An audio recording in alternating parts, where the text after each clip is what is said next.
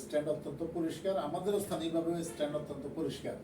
যিনি প্রার্থী হতে চান আমাদের দিক থেকে কোনো বাধা নাই, সকলে নির্বাচনে অংশগ্রহণ করুক এবং যোগ্য প্রার্থীকে মানুষ বেছে নিক। আমাদের এই অবস্থান হলে এখন পর্যন্ত এরকমই।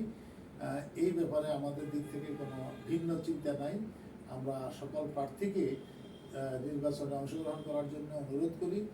তবে আমরা একটু সকলে যেন সুশৃঙ্খল প্রচারণা করেন, বিশৃঙ্খলা পরস্পর বিরোধী কোনো সংঘর্ষে যেন লিপ্ত না হন, এটি আমরা মানে শৃঙ্খলাটা রক্ষার জন্য অনুরোধ করি। এবং আমাদের দলের পক্ষ থেকে আমরা শৃঙ্খলা রক্ষার ব্যাপারে শুধু মনিটরিংটা করি। প্রার্থী হওয়ার ব্যাপারে কারোর ব্যাপারে কোনো বিধি নিষেধ নাই বা নিষেধাজ্ঞা নাই, বরং আমরা সকল প্রার্থীকে উৎসাহিত করি যিনি নির্বাচন করতে আগ্রহী হন তিনি যেন এইবার নির্বাচনে অংশগ্রহণ করে তার জনপ্রিয়তা যাচাই করেন। আমাদের দিক থেকে সে ব্যাপারে সহযোগিতা। আত্মীয় স্বজনের বিষয়টি আমরা এখনো কেন্দ্র থেকে কোনো লিখিত নির্দেশনা পাইনি।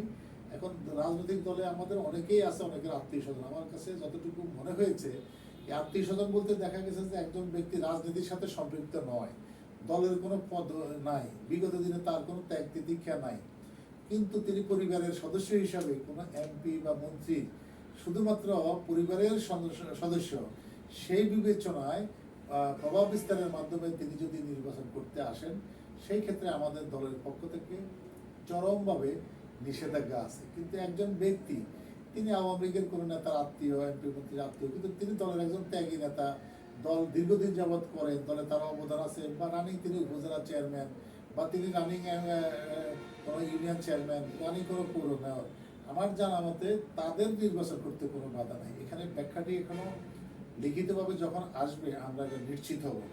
আমি মৌখিকভাবে যতটুকু শুনেছি, যারা দলের ত্যাগী নেতা কিন্তু এমপির আত্মীয় বা মন্ত্রীর আত্মীয়, তাদের ব্যাপারে হয়তো রানিং চেয়ারম্যান আগ থেকে আছেন, জনপ্রিয় তার ভিত্তিতে অতীতে এই সিদ্ধান্তের আগেই তারা আগ থেকে নির্বাচিত হয়ে আছেন, তাদের ব্যাপারে কোনো নিষেধ আছে কি না আমি ক্লিয়ার নয়।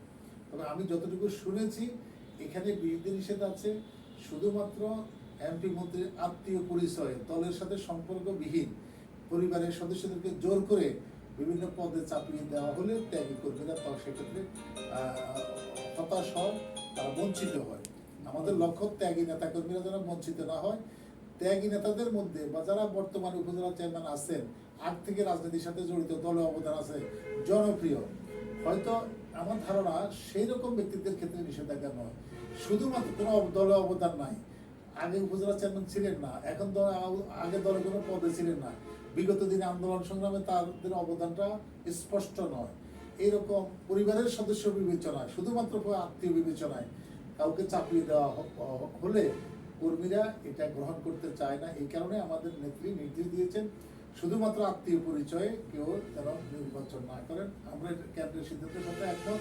তবে আমরা এই বিষয়ে চিঠি পেলে কেন্দ্র যেইভাবে নির্দেশনা দিবে সেটা আমরা অক্ষরে অক্ষরে লক্ষ্মীপুর জেলা আমরা বাস্তবায়ন করবো ইনশাআল্লাহ। ধন্যবাদ। জয় বাংলা।